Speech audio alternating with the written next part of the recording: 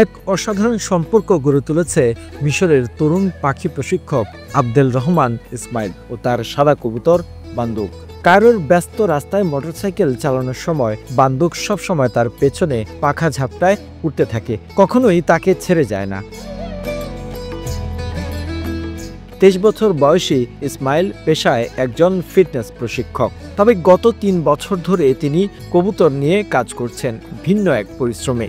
মুক্ত উড়ানোর প্রশিক্ষণ, কোনো প্রকার বাধা বা খাঁচা ছাড়াই কেবল আস্থা ও যোগাযোগের জোরে তিনি গড়ে তুলেছেন পাখিদের সঙ্গে এক মানবিক সম্পর্ক। রয়টার্স টেলিভিশনকে তিনি বলেন, আমি ঠিক 3 বছর ধরে পাখিদের ফ্রি ফ্লাইট প্রশিক্ষণ দিচ্ছি, মানে পাখি উড়বে নিজের মতো, কোনো দড়ি, কোনো বাধা নেই। ده اللي هو بيمشي ورايا بالموتوسيكل، متدرب على حاجات كتير جدا، متدرب ان هو نداءات، ممكن اسيبه في ايد شخص وانادي عليه يجي، متدرب ان هو بيطلع لي من تحت للدور السادس بالنداء، متدرب ان هو بيمشي ورايا بالموتوسيكل। বান্দুকের বয়স 1.5 বছর। সে মোটরসাইকেলের পেছনে হেঁটে চলে আমার সঙ্গে। তাকে আমি বিভিন্ন সংকেতে সাড়া দিতে শিখিয়েছি, এমনকি কারো হাতে বসিয়ে রেখে ডাক দিলে সে আমার কাছে চলে আসে। আমি তাকে 6ষ্ঠ তলায় উঠে আসতেও প্রশিক্ষণ করেছি, তবে বিষয়টি একেবারেই ঝুঁকিমুক্ত নয়। اي طرف اي حمام في العالم بيرتبط بعش بغية بمكان معين، لو خدته ومشيت هيرجع المكان ده، مش هيقف بالمنظر ده।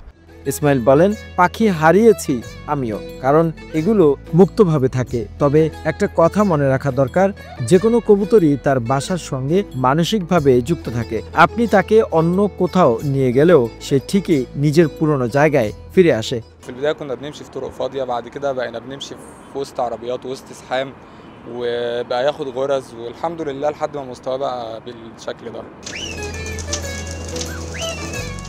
ইসমাইল জানান, শুরুতে বান্দুক রাস্তায় বেরোতে ভয় পেত।